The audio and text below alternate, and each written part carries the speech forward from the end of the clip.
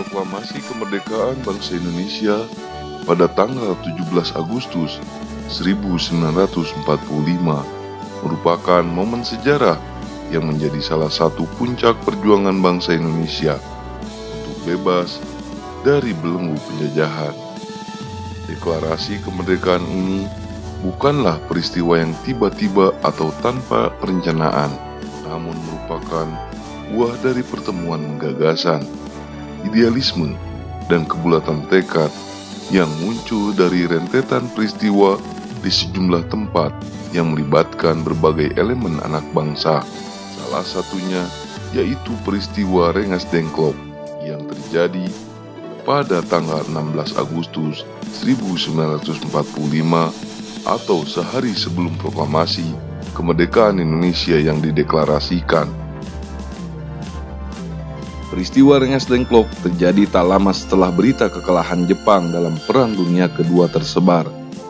Dua serangan bom atom dari pasukan Amerika Serikat yang meluluhlantakkan Hiroshima dan Nagasaki pada tanggal 6 dan 9 Agustus 1945 membuat militer Jepang yang menduduki banyak wilayah Asia, termasuk Indonesia, sangatlah terpukul. Berita kekalahan Jepang dalam Perang Dunia Kedua juga didengar oleh pejuang bawah tanah seperti Syahrir, Tan Malaka, dan kelompok-kelompok muda lainnya.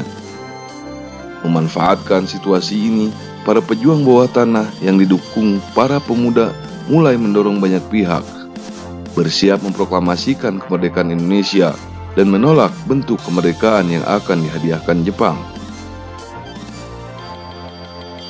Pada tanggal 14 Agustus 1945, Jepang resmi menyerah kepada sekutu. Tentara dan Angkatan Laut Jepang masih berkuasa di Indonesia karena Jepang berjanji mengembalikan kekuasaan di Indonesia ke tangan sekutu. Kondisi ini membuat golongan muda seperti Wikana, Khairul Saleh, Sukarni, dan lain-lain geram. Mereka menemui Soekarno dan Hatta dan mendesak kepada golongan tua agar segera memproklamirkan kemerdekaan Indonesia. Namun Soekarno dan golongan tua lain tidak ingin terburu-buru karena tidak menginginkan terjadinya pertumpahan darah pada saat proklamasi. Dat is dit toen. De jongelui wil altijd vanavond nog de onafhankelijke verklaring laten voorlezen. Vraag hem maar, een van de lui die nooit met Japan hebben samengewerkt. De onafhankelijk tot nu toe. Laat hem voorlezen en wij zullen achter hen staan. Nou, toen gaan we naar buiten. Dus zei Soekarno aan de jongelui, kijk, we hebben net al beslist. Zoek maar één van jullie die nooit met Japan hebben samengewerkt en laat hem dat voorlezen. Wij zullen achter hen staan. Maar de jongelui niet. Nee, ze willen altijd Soekarno weer hebben. Toen weigerde Soekarno. Ik doe het niet. Morgen gaan we vergaderen om de onafhankelijke verklaring voor te lezen. We hebben de tekst al lang bepaald. Dus alleen voorlezen morgen. Maar de jongen niet. En toen ging, nou, als je niet wil, ga maar naar huis. Gaan we uit elkaar. Hoe niet verder te praten, want dan nog gaan slapen. Dat is vaste maand die tijd. Ik ging ook naar huis. Pada awalnya, peristiwa pemboman kota Hiroshima dan Nagasaki disembunyikan agar tidak ada yang tahu.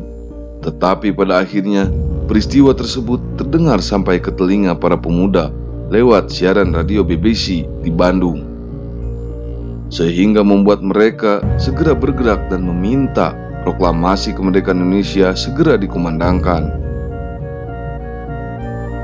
Para pemuda tersebut di bawah pimpinan Khairul Saleh melakukan rapat, dan rapat tersebut menghasilkan beberapa keputusan, yaitu kemerdekaan adalah hak rakyat Indonesia, pemutusan hubungan dengan Jepang, dan Insinyur Soekarno dan Muhammad Hatta diharapkan untuk segera membacakan proklamasi kemerdekaan.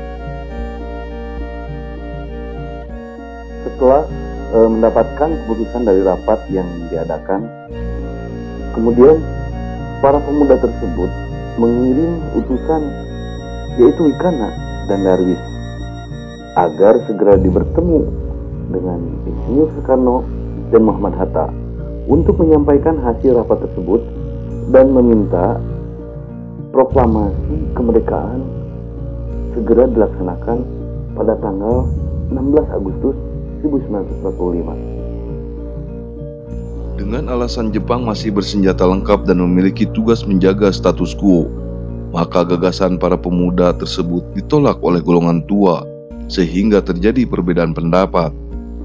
Wikana dan Darwis menyampaikan hasil laporan dari pembicaraan dengan Soekarno dan Muhammad Hatta kepada para pemuda yang sudah berkumpul di Asrama Menteng 31. Para pemuda pejuang kemerdekaan merasa kecewa setelah mendengar hasil laporan tersebut, sehingga membuat suasana rapat menjadi panas. Kemudian mereka membuat gagasan untuk mengamankan Soekarno dan Hatta dengan cara membawa mereka keluar kota yang sangat jauh. Untuk hal ini, para pemuda menyerahkan tugas ini kepada Sudan Chosingi dan kawan-kawan dari peta. Sukarni dan Yusuf Kunto mendampingi Sudan Chosingi dalam menjalankan tugasnya. Menurut Singgi, Rengas Dengklok merupakan tempat yang tepat dan aman untuk Soekarno dan Hatta. Pada 16 Agustus 1945, Soekarno dan Muhammad Hatta dibawa ke Rengas Dengklok. Saat di Rengas Dengklok, para pemuda berusaha dengan keras supaya Soekarno dan Muhammad Hatta segera melaksanakan proklamasi kemerdekaan.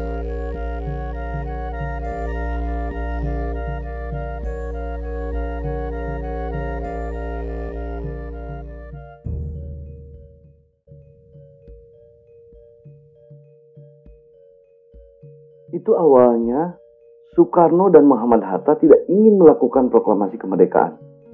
Namun setelah melakukan perundingan dengan kelompok pemuda dan Ahmad Subarjo di Jakarta, golongan muda Wikana dan golongan tua yaitu diwakili oleh Ahmad Subarjo, melakukan suatu perundingan. Subarjo menyetujui untuk memproklamasikan kemerdekaan Indonesia di Jakarta. Maka diutuslah Yusuf Kunto untuk mengantar ke Rengas Dengklok. Mereka menjemput Soekarno dan Hatta kembali ke Jakarta. Dan Subarjo berhasil meyakinkan para pemuda untuk tidak terburu-buru memproklamasikan kemerdekaan. Setelah tiba Jakarta, mereka pulang ke rumah masing-masing, mengingat bahwa hotel The Indes yang merupakan sekarang itu kompleks pertokoan di Harmoni tidak dapat digunakan untuk pertemuan setelah pukul 10 malam. Maka tawaran Laksamana Muda Maeda Tadashi untuk menggunakan rumahnya yang mungkin sekarang menjadi gedung Museum Perumusan Teks Proklamasi itu sebagai tempat rapat PPKI diterima oleh para tokoh Indonesia. Akhirnya Soekarno dan Muhammad Hatta akan memproklamasikan kemerdekaan Indonesia pada tanggal 17 Agustus 1945 di Jakarta. Setelah selesai memproklamasikan kemerdekaan, sore harinya Soekarno dan Muhammad Hatta kembali ke Jakarta bersama Ahmad Subarjo dan Sudiro. Setelah peristiwa proklamasi kemerdekaan Indonesia, terjadi suatu kendala atau masalah utama, yaitu menyampaikan penyebaran berita atau informasi kemerdekaan Indonesia ke seluruh wilayah Indonesia dan dunia. Pada tahun 1945, alat komunikasi masih sangat terbatas dan belum memadai. Bukan hanya itu, Jepang juga melarang Indonesia untuk menyebarkan berita proklamasi ke seluruh wilayah Indonesia. Larangan tersebut menjadi salah satu faktor yang menyebabkan berita proklamasi terlambat sampai ke beberapa daerah, khususnya daerah luar Jawa.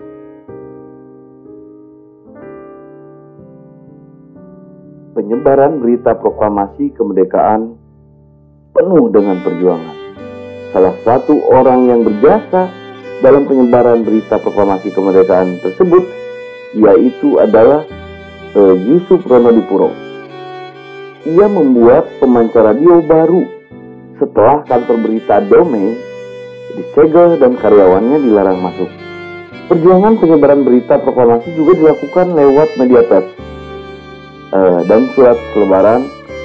Hampir seluruh harian Jawa yang terbit pada tanggal 20 Agustus 1945 memuat berita proklamasi kemerdekaan dan Undang-Undang Dasar Negara Republik Indonesia. Selain menyebarkan berita proklamasi melalui media massa dan pemancar radio, berita proklamasi juga disebarkan secara langsung oleh para utusan daerah yang menghadiri sidang PPKI pada tanggal 18 Agustus 1945. Perjuangan para pemuda saat itu sangatlah penting, karena jika mereka tidak bersikeras untuk memindahkan Soekarno dan Muhammad Hatta, maka kemungkinan besar proklamasi kemerdekaan Indonesia tidak jatuh pada tanggal 17 Agustus 1945.